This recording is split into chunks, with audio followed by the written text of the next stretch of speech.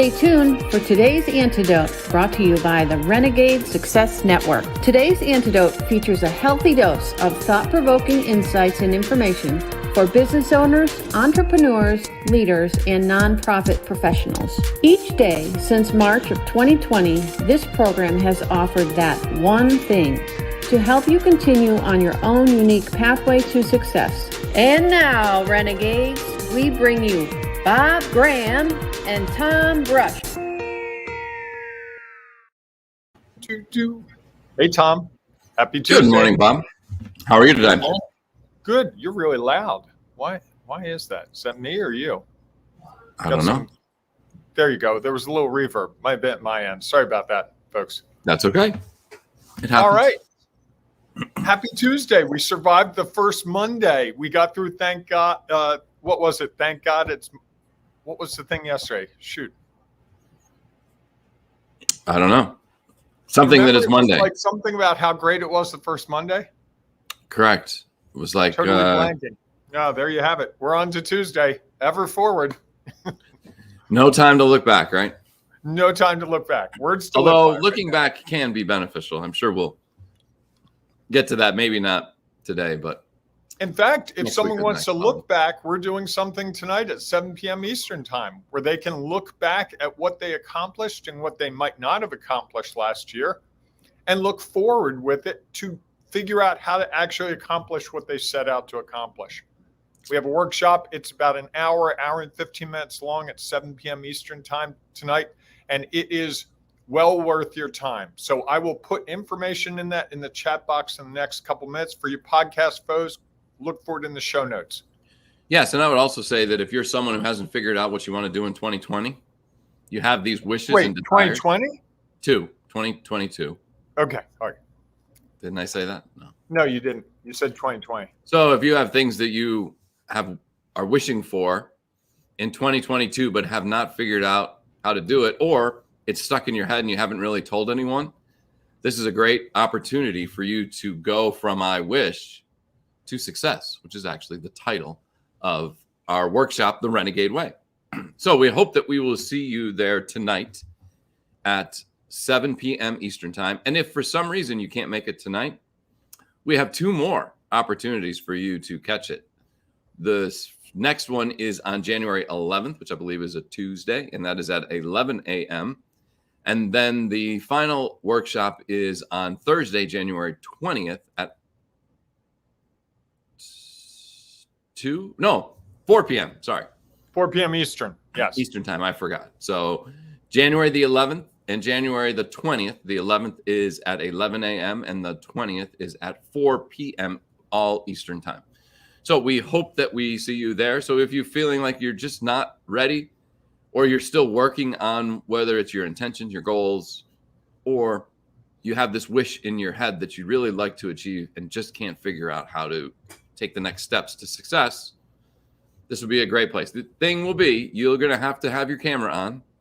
It's a Zoom call, and you're going to need a piece of paper and a pen because it is going to be interactive and engaging and a chance for you to actually work on your own personal desires, not just, okay, here's the formula, go. So we look forward to seeing you tonight or at one of those other events.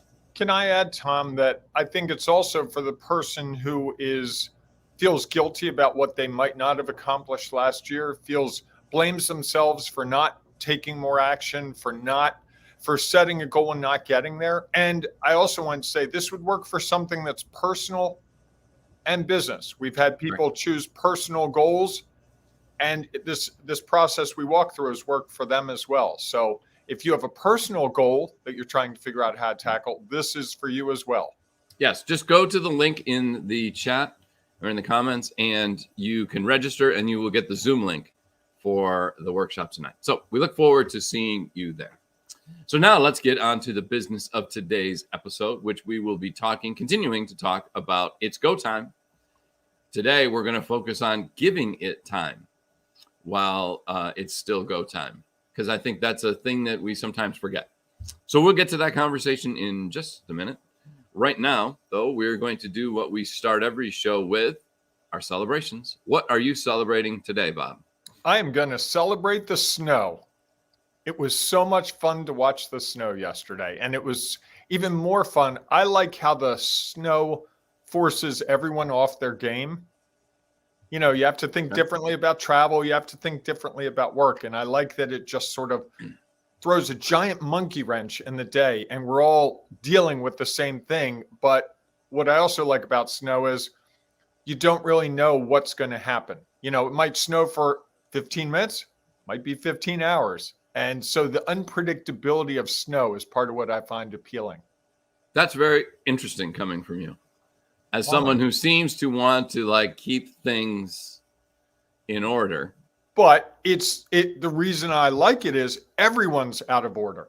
So you right? don't feel alone. We're all dealing with the same chaos. Therefore, I can't be better or worse than anyone. We all have the same deck of cards that we're playing from. Okay. That was really insightful. Wow. And thank you. I learned something already. I don't know. I just thought that was fascinating that you would like the chaos. I didn't expect that. So that's all right. That's just what's real for you, which is great. How about you? What do you celebrate today? So I am celebrating today. What am I celebrating today? I'm going to celebrate the fact, I'm not sure this is a celebration, although I'm going to celebrate it, is that the fact that we have a health system that allows us to take care of ourselves and provides vaccines and things like that. And I know some people don't like those, and that's all right. We all have our own choice, can choose what we want to do. But I'm going to go get my booster today. And so hopefully and a flu shot. Okay. One of the reasons I have to do it, there's some colleges that I will officiate women's lacrosse at that will require a booster. So, and I also feel like it's just another opportunity for me to keep myself safe. I shouldn't say this. I am hoping not to get sick. I have been great so far. And so I'm hoping to maintain that as we get through the winter and into the spring and eventually summer. So that's my celebration. Okay, nice. And the nation today, Tom, celebrates National Trivia Day. Trivia Day. So because it's National Trivia Day, I have one or two questions for you wrapped around trivia. Okay. What game sold 20 million copies in 1984? It was a trivia-oriented game. Trivial Pursuit. Trivial Pursuit. There you go. You're good. Wait, I have one more. I have to find my... That was a little too obvious. Well, unless you're not very old. What decade did trivia get its formal start? What decade? Yes. Trivia get its formal start. Anybody wants to help me out in the chat, that would be great. I'm going to say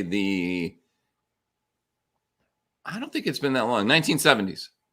You missed by 10 years. The 1960s. Some nostalgic college students began to informally trade questions and answers about popular culture from their youth.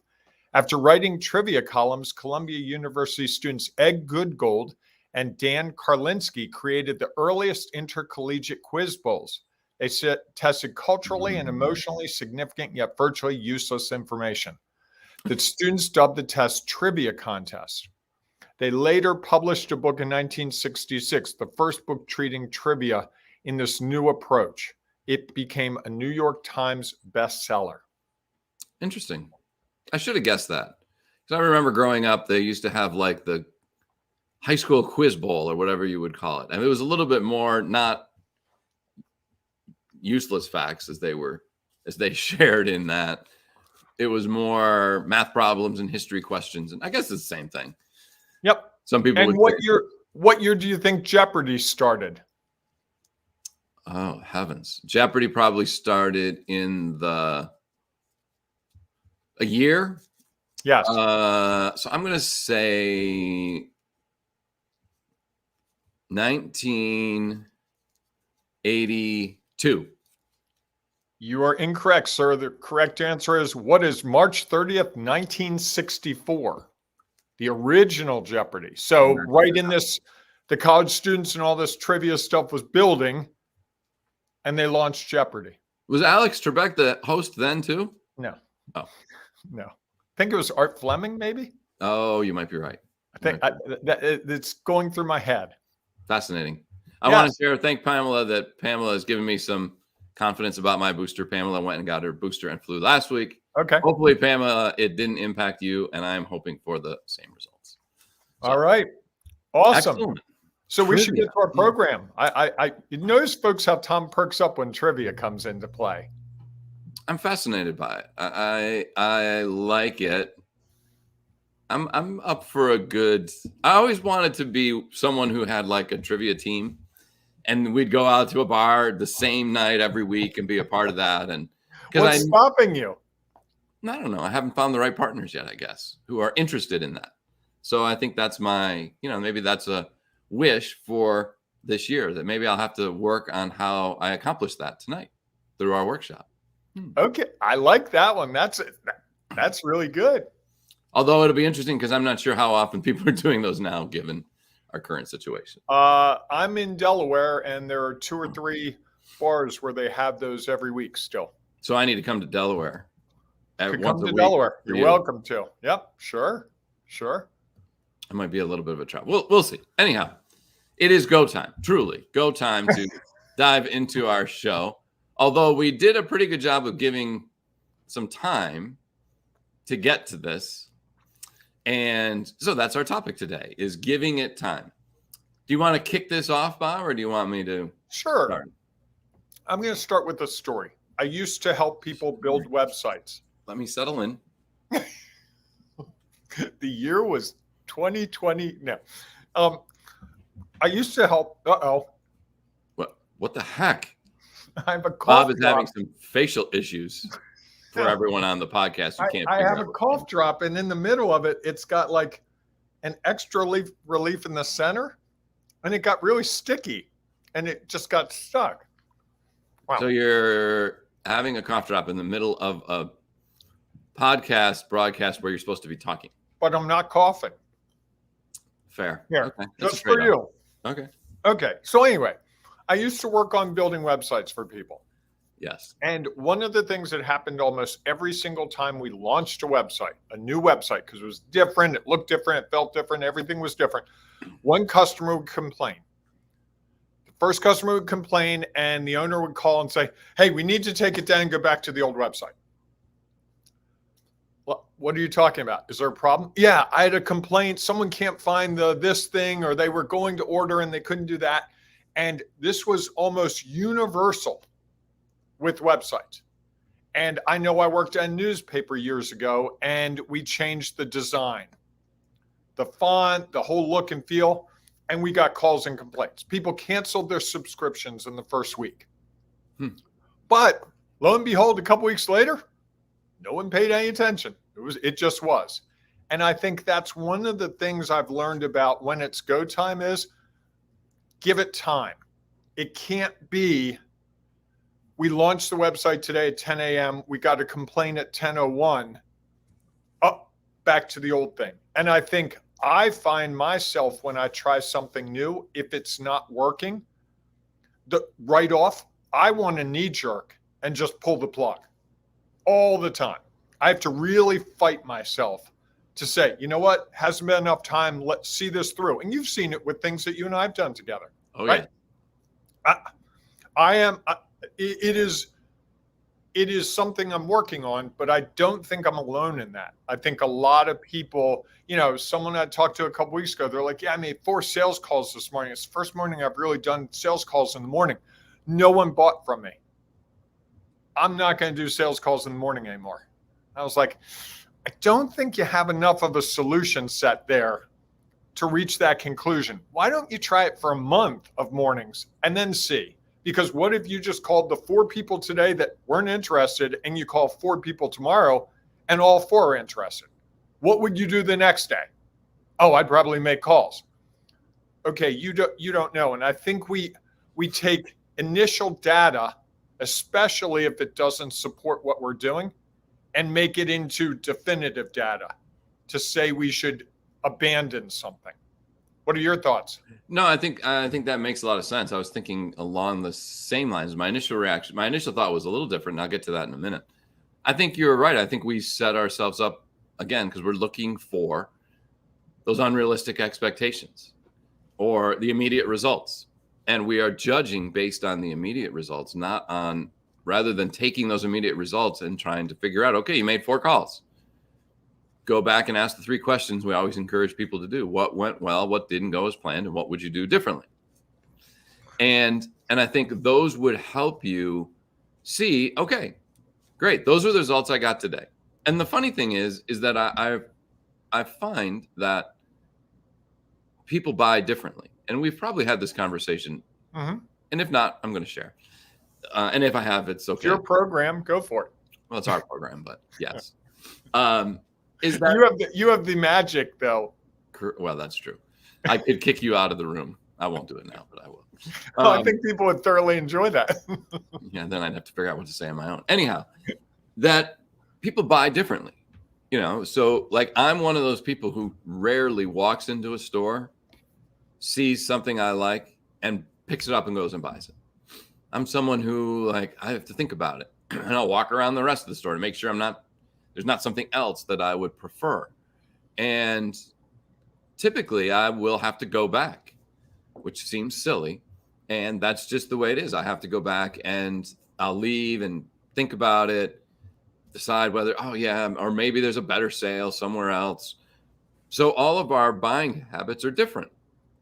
And I think that there could be someone in those 4 people that person called who wasn't ready to buy today, who might, if you did a nice job of sharing what you have and not selling it, who might say, you know what, that's interesting. I'm not ready for it right now, but that's something that might come up. So I'm going to keep this person's name and number handy, and the results could change over time. And I think we're so eager to get results that we don't give whatever we're doing enough time for it to really soak into all those people who, we think we are going to see it. They're going to see it and be like, oh, I absolutely need this. And they're going to buy right away. When in reality, there's so much information going towards people, so many options for people to consider. It's hard to make sure that people see everything that is out there in a way and at a time when they are ready to purchase or to make some decision around it. And I think it's similar when you share information with a team, right? When you walk in and you share it, some people are going to have an immediate reaction, good or bad. They're just going to have a reaction. Others are going to think about it, consider what are the implications of whatever the information you're sharing is, and then later come to a conclusion of how they feel about that information. And I think so often that we are so taken by those immediate results that we don't take the time to let it simmer, let it sit in before we really understand what were the results, the true results, after longer periods of time where people have been exposed to it. Can I add Pamela's comment in? 30 touches to get interest. Instant success is the exception, not the rule. Yes. I love hearing that. 30 touches, that's a lot of time to get someone interested. I mean, that's emails, that's texts, that's phone calls, that's seeing them at networking events, that's dropping by their business. That's a lot of legwork. And I think a lot of times we're reluctant to do that. The other thing, as you were speaking, Tom, that struck me is when we do something new, we are going past what we're comfortable with. So we are uncomfortable. The number one thing as humans we like to avoid is being uncomfortable. The quickest way to go from being uncomfortable to comfortable is to get rid of the thing that makes us uncomfortable. If you put your hand on the stove, it starts to get uncomfortable. What do? You pull your hand away, right? Uncomfortable? Might be a little bit more than uncomfortable. But doing the things that you have to do to be a leader, to be a successful business owner, to be an entrepreneur, it's the same thing. You're literally getting your finger as close to that fire as you can. And there's going to be a moment where you're like, this is getting hot. This is getting hot. And you've got to keep your finger there, or you go back to where you were before. And I think because we don't like to admit our discomfort, we say, well, it didn't work, because we don't really know. And those people, when I did the website work for them, we would always put Google Analytics. And we would look at the numbers after a couple months and compare the 3 months prior to the launch to the 3 months after. Invariably, the numbers were up. Time on the site was up. Number of visits was up. All those things that you could objectively look at and say, wow, this is doing better. But you had to give it a couple months. It couldn't be 2 days. It couldn't be 2 minutes. And I think this is what we find at this time of year, right? Oh, I'm going to try something new. I'm going to get up every morning at 6 o'clock and exercise. Do it the first day. Oh, I feel horrible. Second day. Oh, I feel really lousy. Oh, third day. I stayed up late watching a football game. I can't do it. You skip it one day. Well, that experiment's over. And how many people, every ad on TV is a fitness center because they know everyone's going to join, and then they're going to keep their membership for a year and not use it after about 2 weeks, 3 weeks. Yeah. I mean, I think it's, as you say, that's hard. And it's something that is hard and doesn't go well, or as we expected, we're likely going to move on from it to something else and not give it a chance to actually take seed and actually work. Yeah, I think that's our, I think it's almost too soon often to really judge. Even in January, you could be like, all right, at the end of January, I went to the gym all month. I didn't see the results I wanted. Okay, well, maybe it's going to just take a little bit longer than you expected.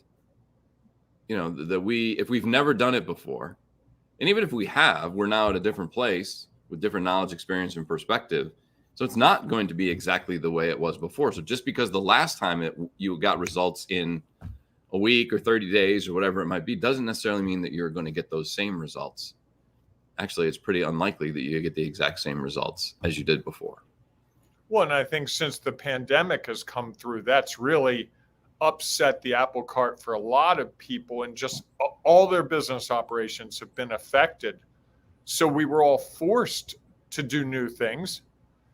And being forced to do new things, I think for a lot of people was easier than having the choice. Sure. It was survival mode. And it's funny when you hit survival mode, how you're much more willing to be uncomfortable because you're just uncomfortable with the idea that, boy, if I don't figure something out, I'm in real trouble here. That suddenly propels us to try new things and to give things more time. Yeah. And for some people, those things actually become better for them than what they were in. They just never were willing to try it. For others, they might be like, yeah, that's not the situation I like. I'd rather have the other, which is fine. Right. So do you have your one thing, Bob? I think my one thing is that we're preconditioned to want to stop something at the first sign of trouble, to avoid danger.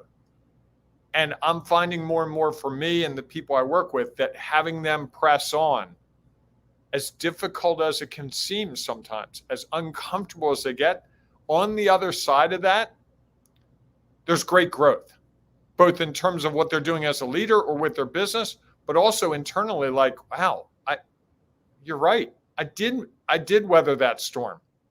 I am okay on the other side. In fact, that's what I like about when we celebrate. Those celebrations that we do with people, it's really about, what did you do that made you uncomfortable? And now suddenly when you're celebrating, I did that thing I didn't think I could do. I sent that email to 5,000 people. I was so scared that they were going to be mad. It was spam. I did it. Now it's comfortable. And I think that's the thing. I'm not sure that was a thing. I don't think I could put that in a sentence, but I'll take it. You want to try again, or should we just move on? No, I'm good. Keep going. All right. So my one thing, and I'm going to tell the story. We're going to end this with a story.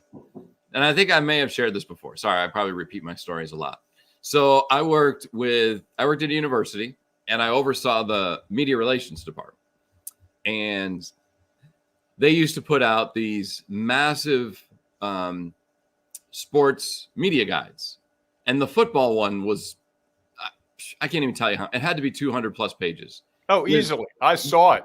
With more text and stats, more information than you could ever imagine on every player, on history. Crazy. The color of the helmet year by year. Man, it was hard to even But you could find anything you absolutely wanted to know about the team. Like if you were curious, you could find it there. And this wasn't like a top team. This wasn't like Ohio State or Alabama or Georgia. This was, a regional college. Is that fair to say? College. Yes. Yeah. A regional Division I college, but it was a college. So might even be always come out. Water. I know. When they put it out, our people, the team was so proud and it was a whole summer project for them to put this together pretty much. And so it would come out and it looked beautiful, glossy, had a nice color cover photo. And I remember one time the athletic director who loved those things because he was a media relations person, like an hour. Well, it hadn't been out an hour. I don't think he'd had in his hands an hour. And he found a mistake, a typo or some mistake, and he let them know about it. And I think for the team, they were frustrated. Like, look, you put together this probably 100,000 word document that took forever, and one typo and that the feedback is, oh, there's a mistake on page 36. And I think that was frustrating to them. And so we came up with the 24-hour rule. And I think this relates to what we're talking about, is that you couldn't make you couldn't offer suggestions or feedback that was not positive for that first 24 hours. For the first 24 hours, to let it sit in and digest and really look at the whole project. Now we can go back and the team could feel like, okay, it's out, and they could celebrate it being out. And you mean the media relations team, not correct. The football players and all correct. That, right? The media relations team could celebrate the fact that it was out, and that this project that they had worked on for a long time, they had completed, which was their goal. And so then after 24 hours, we could sit down and they could have a discussion about it. And I think that's something that's good in business, is to give yourself a window of time and decide that up front, just like we did. We decided it was going to be 24 hours before people could really evaluate and comment on it. And I think that's the same with anyone else. We did this launch of our a 6-week program in our app. And I think that during the launch, when initial interest was slow, made it challenging, and we wanted to sort of judge it. And I think I'm not going to, if you want to call yourself out, that's up to you. I'm good with that. And I think that we didn't allow it time for it to settle in. And I think that's, my one thing would be set up a time by which you are not going to judge or even evaluate the results, where you're just going to celebrate the fact that you have done that. And whether that's 24 hours, whether it's a week, whether it's a month, whether it's 6 months, if you're going to try sales calls, it can't just be a day. You have to give yourself probably a week or a number of calls before you stop and say, okay, now let me go back and evaluate, not judge, and see what happens. And I think so often when we give ourselves that time, we are more likely to have more effective feedback and thoughts, because it's not just that immediate, oh, I saw a mistake. Oh, that call didn't work. Oh, this person reacted in the meeting poorly and they were upset. Well, let's let it sit in and give it time before Doesn't it lessen the emotion too? Sure. Well, I think that's the big thing. Correct. Taking it from an emotional response, how could there be a typo on page 30 to, hey guys, I realize that you did 100,000 things here. There are a couple that didn't work out. Can we talk about a process next year to try to catch those things? Sure. That's a different discussion. Very different. Even for them who, media relations people, they proof and reproof and have someone else proof. And so I think it was even harder that it was harder for them to realize how they could have missed that. Although I think as you go through the process, you can go back and say, oh, you know what? I copied and pasted. And in doing that, it didn't eliminate a small word. Right. So I had an extra word in there. And okay, so maybe that's not the best way to do it. Or, and again, some people, when I read my stuff, I have a hard time finding, especially if I read it shortly after I wrote it, I'm not a good editor on it. If I give it time and set it away and then come back to it. So I think that's my thing, is that establish a time frame by which you are only going to continue to gain information. And then at the end of that time frame, sit down and go back and ask yourself the 3 questions. What went well? What didn't go as planned? And what would I do differently? Nice. Thanks. There's a lot in that episode. Yes, there is. And if that you was have like one 4 thing, episodes packed into one. I know. It's probably not good. We could have spaced that out a little bit further. Anyhow, if you have one thing you'd like to share, please feel free to put it in the comments, because we know that it will not only help us as we consider this and continue to think about this topic, it will also help others who may be just looking for that exact thing. So please feel free to put it there. If you are listening to the podcast and can't put it in the comments, we invite you to come to our Ring of Renegades Facebook group, whether you're a member or not yet, and offer your one thing. If you are not yet a member, it's easy to join. What's wrong with you? Don't judge. Okay. Maybe it's the first time they're hearing the show. Fair enough. All right. You never know. Something we can't control. So all you have to do is go to Facebook, search for Ring of Renegades, and then ask to join. It is a private group because we are trying to create a space where people can come and share their thoughts, ideas, concerns, questions, information, and not be judged. And we're helping each other take our next step along our own unique pathway to success. So we look forward to seeing you inside the Ring of Renegades Facebook group. We hope that if you're available, you can join us at 7 p.m. Eastern Time tonight for our workshop From I Wish to Success, the Renegade Way. And it's so much fun. If neither of those are options for you, we look forward to seeing you tomorrow morning, 8 a.m. Eastern Time, for our next edition of today's Antidote. Have a great day, everyone. Tom, I'd be remiss if I didn't say go Tigers. And embrace the renegade in you. You would be remiss. That's good that you chose to do that. All right, everybody. Have a great day. We will see you soon. Thanks for listening to today's Antidote, powered by the Renegade Success Network. The Renegade Success Network helps you confidently create your own unique pathway to success. To learn more about the Renegade Success Network and how you can take your next step, follow us on Twitter, connect on LinkedIn, or join the Ring of Renegades Facebook group.